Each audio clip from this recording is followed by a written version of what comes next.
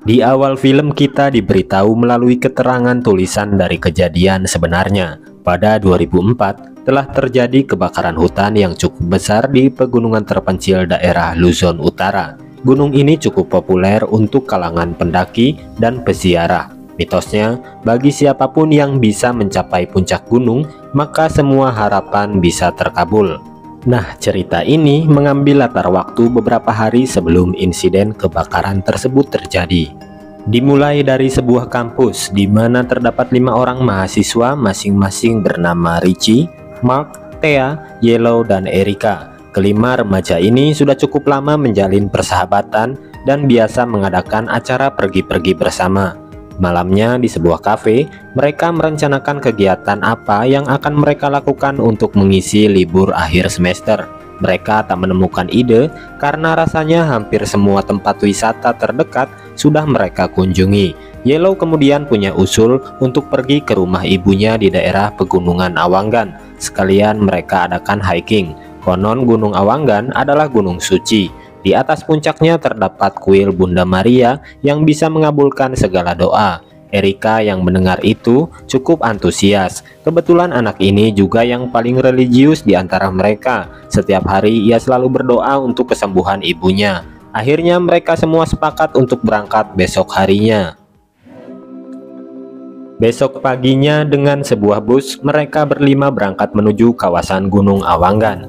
Tujuan Erika pribadi sebenarnya bukan untuk liburan, tapi lebih pada ketertarikannya dengan mitos yang dijelaskan Yellow, yaitu bahwa setiap orang yang berdoa di sana akan mudah dikabulkan. Singkat waktu, mereka sampai di gerbang pendakian. Kemudian mereka menuju pos penjaga untuk melakukan registrasi. Sayangnya, penjaga di sana bilang bahwa saat ini jalur pendakian sedang ditutup total, dan hal itu sudah diumumkan sejak 1 bulan yang lalu. Namun Yellow tak mengetahui informasi itu. Karena sudah jauh-jauh datang, mereka memaksa untuk tetap masuk. Tapi penjaga tetap tegas melarang demi keselamatan bersama. Karena tak menemukan kesepakatan, tiba-tiba Thea nyelonong maju dan menyogok si penjaga dengan sejumlah uang. Ya, siapa sih yang gak luluh kalau udah urusannya dengan duit, apalagi jumlahnya cukup tebal. Akhirnya mereka diizinkan naik dengan ditemani pemandu jalan bernama Cielo. Hari pertama pendakian pun dimulai. Cielo mengarahkan mereka ke jalur pendakian berbeda karena diprediksi lebih aman dibanding jalur pendakian utama yang ditutup saat ini. Beberapa jam berjalan, Cielo mengajak mampir dulu untuk minum teh di sebuah gubuk milik seorang warga lokal sekaligus kuncen bernama Nyai Daling. Posisi mereka masih di kawasan lereng dan masih terjangkau oleh jaringan telepon. Erika yang menelpon ibunya tak sengaja terdengar oleh Richie, sehingga Richie sekarang tahu motif Erika ikut pendakian ini. Di gubuk Nyai Daling, awalnya emak tua itu sangat welcome menyambut kedatangan mereka. Namun saat ia melihat Erika yang baru datang, tiba-tiba ekspresi Nyai Daling berubah. Tanpa basa-basi, Nyai Daling menyuruh Cielo untuk membawa anak-anak ini turun dan membatalkan pendakian. Seolah-olah dia sudah tahu akan ada hal buruk terjadi pada mereka di atas sana. Namun tak ada satu orang pun yang menghiraukan nasihat itu, termasuk Cielo yang malah mengajak para mahasiswa itu lanjut perjalanan. Di tengah perjalanan, Thea yang tiba-tiba mules minta rekan-rekannya untuk berhenti guna menunggunya buang hajat sebentar. Sampai di sini mental mereka masih aman. Belum ada hal yang terjadi seperti yang diramalkan Nyai Daling tadi. Begitupun Thea yang dengan santainya mencari toilet terbuka.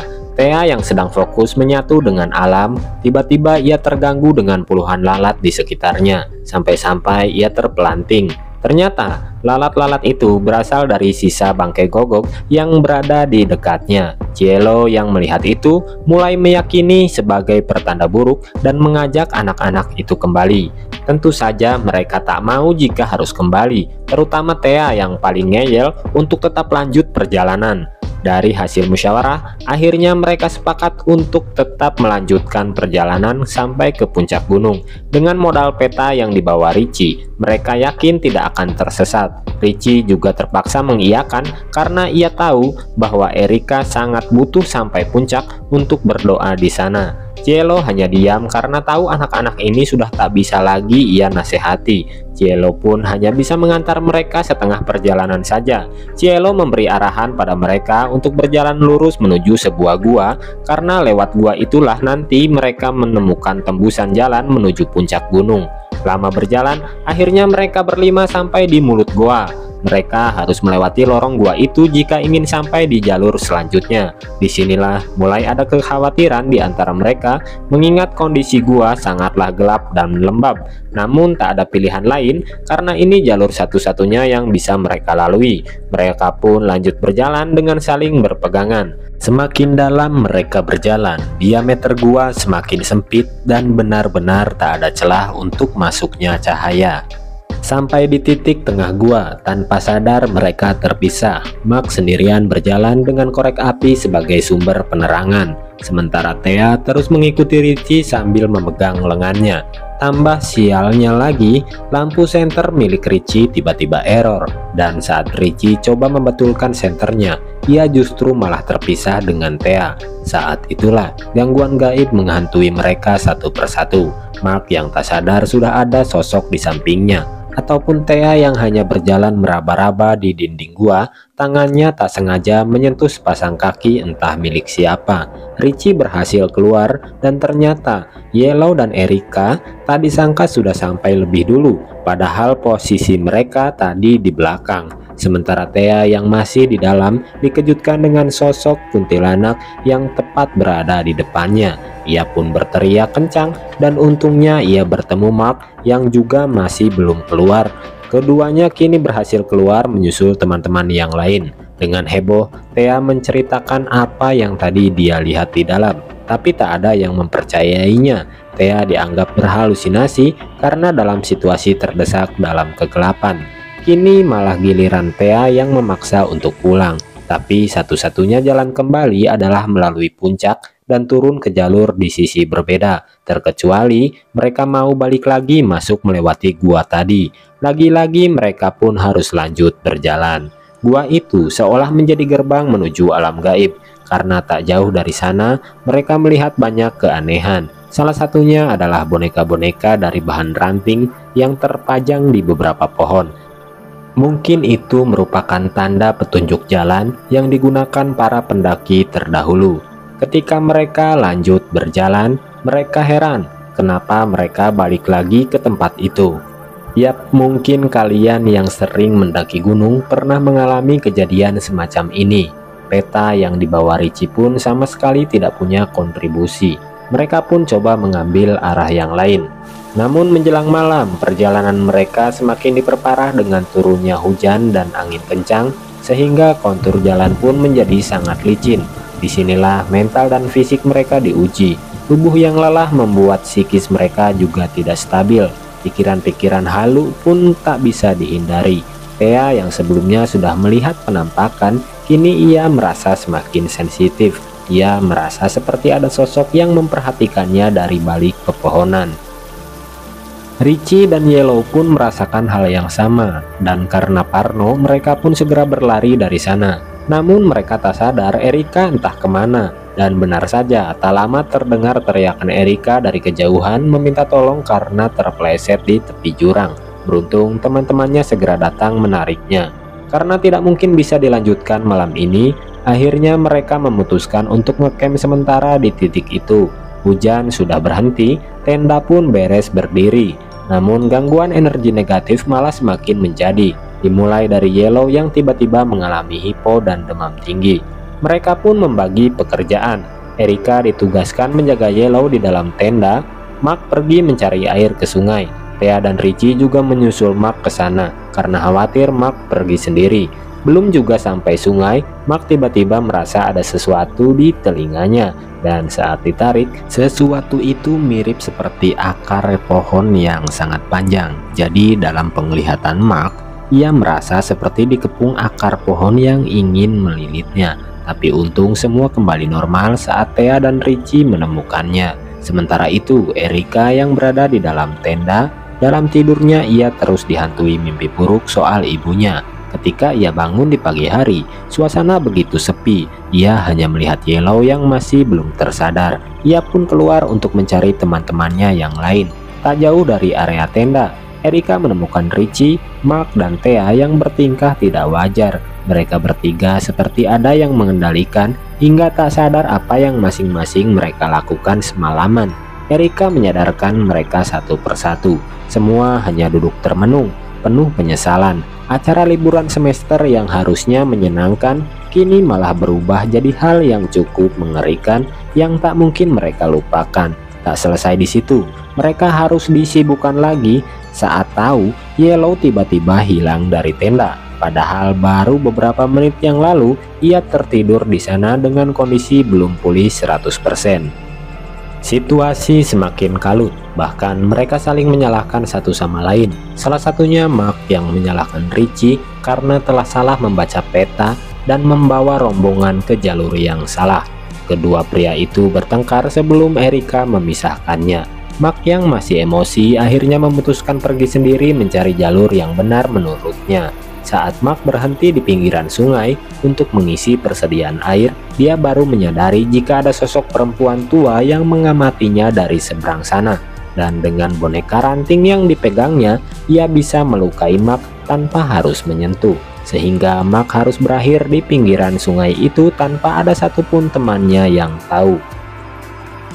Di sisi lain, Erika, Richie, dan Thea masih menunggu Mark, siapa tahu dia kembali. Tapi Mark juga tak kunjung datang. Akhirnya mereka berpikir mungkin Mark sudah sampai di puncak lebih dulu. Dan mereka pun melanjutkan perjalanannya menyusul Mark. Saat ketiganya sampai di area sungai, tiba-tiba muncul keraguan di hati Erika. Karena tadi malam ia bermimpi ibunya berakhir di tangan Erika sendiri, yang membuatnya bertanya apakah doanya akan tetap terkabul. Thea yang mendengar itu akhirnya jadi tahu permasalahan Erika. Ia jadi menuduh Erika memanfaatkan semua teman-temannya hanya untuk kepentingan dirinya sendiri. Padahal ya dari awal Thea sendiri yang ngeyel ingin tetap mendaki. Tapi Thea seperti kurang koreksi diri.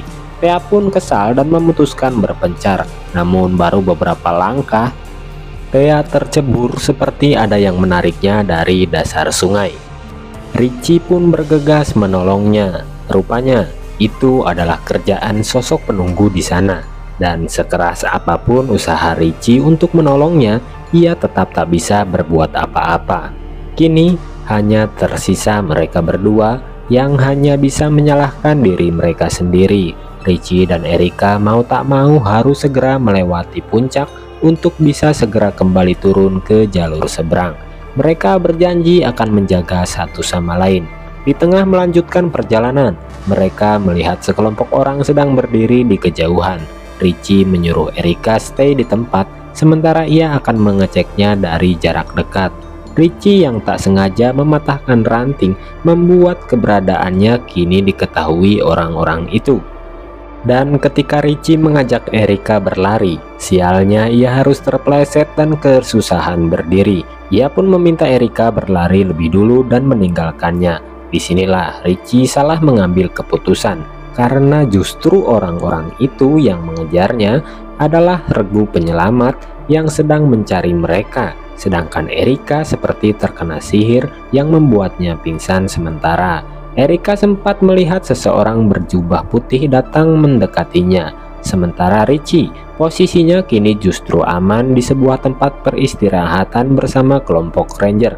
Di sana Richie diceritakan bahwa kedatangan tim ranger ini adalah untuk membubarkan ritual sesembahan yang dilakukan sekte dukun di gunung itu.